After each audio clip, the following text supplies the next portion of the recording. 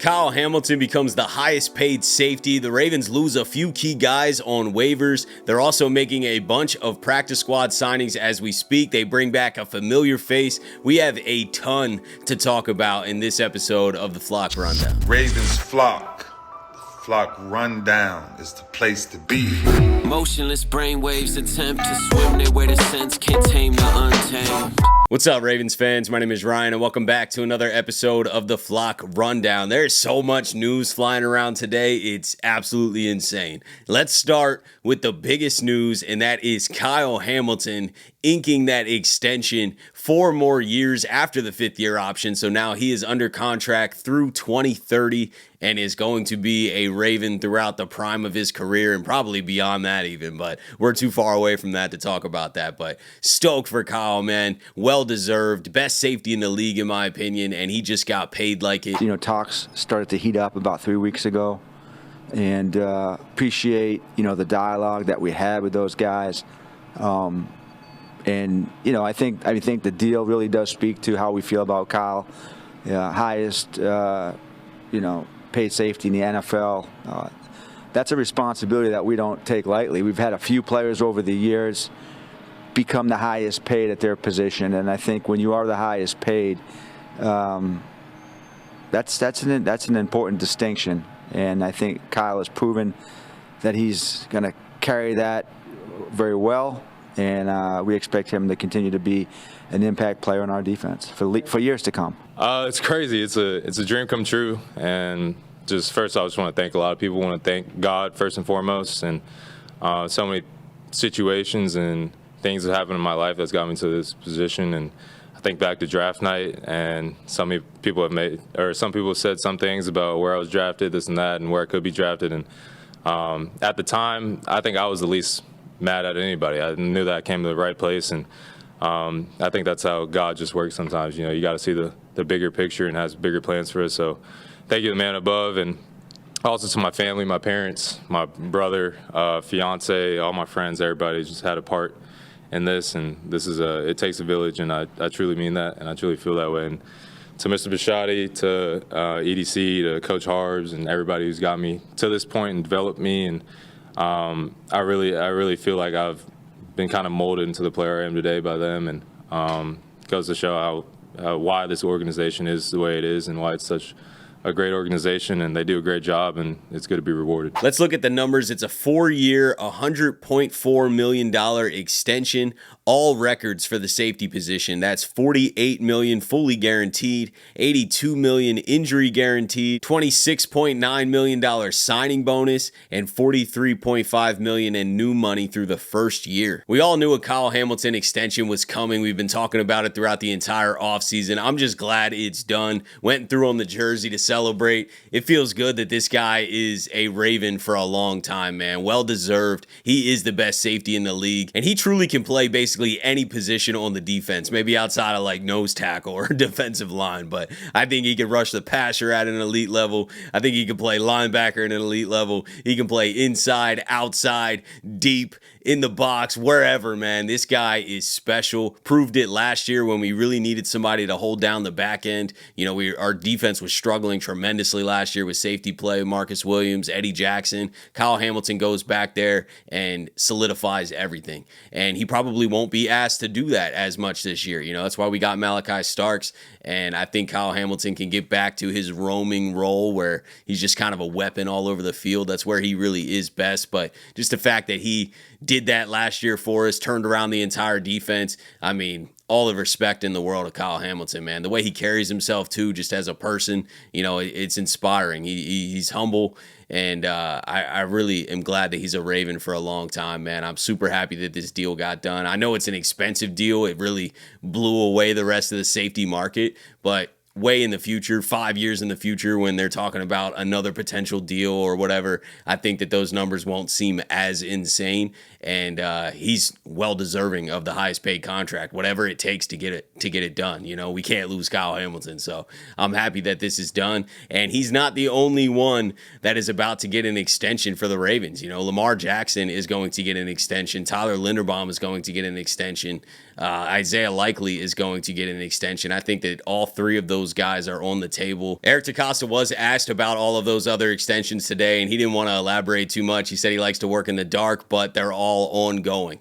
And I don't expect him to tell much information anyway. He never does, and I wouldn't either if I was him. So I get it. But I do think all of those guys will get extended, and just super happy that Kyle Hamilton's locked up, man. This is a huge accomplishment for the organization, for him, for his family, and just excited to cheer him on for the next 5 years. Let's jump into some roster stuff. We've been talking about the roster for weeks now, it feels like. You know, the 53-man roster was officially announced yesterday or last night, and now waiver claims have been processed. So the Ravens officially lost 3 guys. They were officially claimed, and that is Jalen Armour-Davis, CJ Ravenell, and Brade. Jalen Armour-Davis and CJ Ravenell were both claimed by the Tennessee Titans.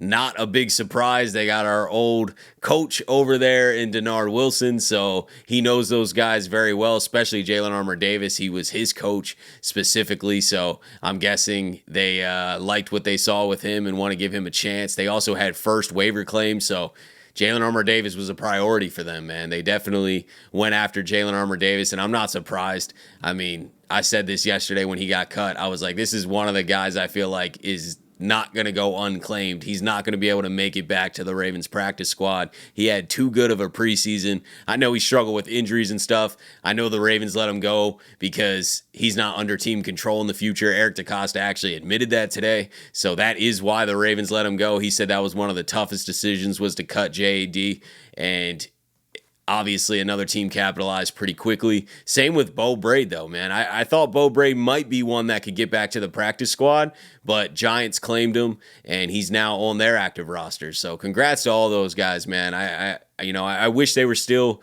in a Ravens uniform. I wish they could have got back to the practice squad and been pulled up for some game days and stuff, but if they're going to get a lot more opportunity on the Titans and Giants, then it's better for them. But moving on to the Ravens practice squad, which is quickly being filled up right now as we speak, and one returning name that wasn't on our team throughout this entire year, but has been before, is Tyler Huntley. Tyler Huntley officially signs with the Ravens practice squad, and they're basically swapping Devin Leary for Tyler Huntley. You know, we know Snoop well, and I'm happy he's back, man. I think that's cool. He'll be the practice squad QB and the emergency third quarterback for game days, most likely. So we're going to be seeing a lot of Snoop again in the Ravens uniform, and I'm happy about that, man. I think that's awesome. And as I'm filming this, the full practice squad just got released, so let's dive into who made the practice squad for the Ravens. It's 17 guys because CJ Okoye is an international player, which does count towards the practice squad, not the active 53.